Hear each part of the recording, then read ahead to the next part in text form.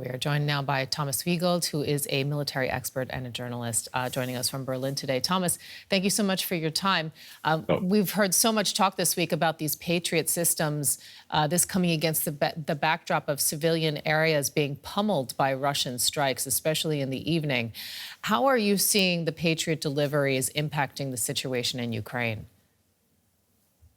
Well, as we've seen in the report just now, the delivery of Patriot is crucial because the Patriots are needed for ballistic missile defense. When we're talking about drones, talking about aircraft, talking about other types of attacks, smaller systems like the German-made IRIS-T SLM system are sufficient and are more efficient and more cost-efficient. But when it comes to ballistic missiles, there's no way around these Patriot missiles and the Patriot interceptors, and that's why they are so needed in Ukraine. And, we know Ukraine was hit by more drone attacks last night. What sort of weapons would really be needed by Ukraine to not only destroy those drones, but also the factories where they're being produced? Well, now we are talking about the point which is dominating this war for more than 3 years.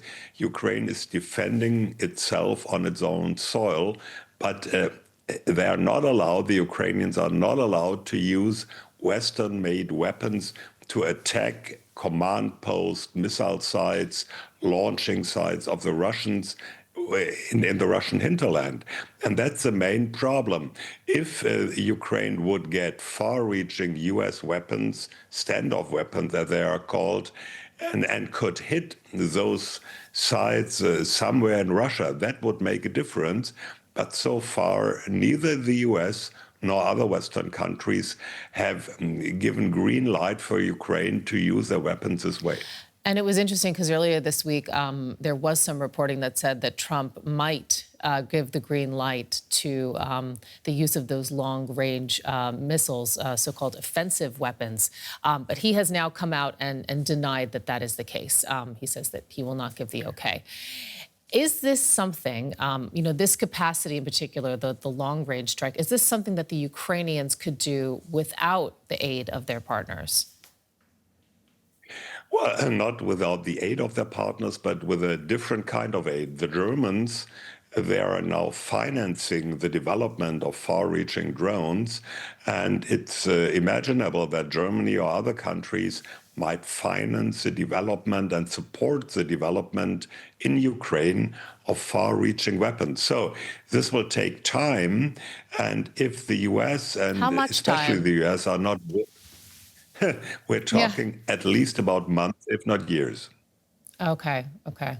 Sorry, Thomas, please continue. No, it's fine.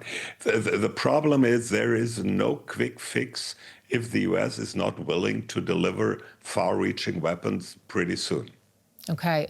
Trump, meantime, let's take it back to the negotiations. Trump is saying that he's giving Kyiv and Moscow 50 days to reach a ceasefire agreement. And in the meantime, Russia, of course, stepping up its summer offensive. That's been very clear.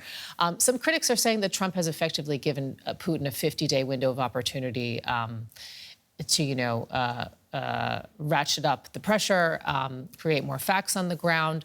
What is your take on this? I'm afraid that's exactly the case. Russia has a 50-day opportunity to send even more drones, missiles, whatever, to Ukraine. And we don't even know whether Trump will stick to what he said when this 50-day period is over. Thomas Wiegold, thank you so much for your time this morning. Appreciate getting your expertise. You're welcome.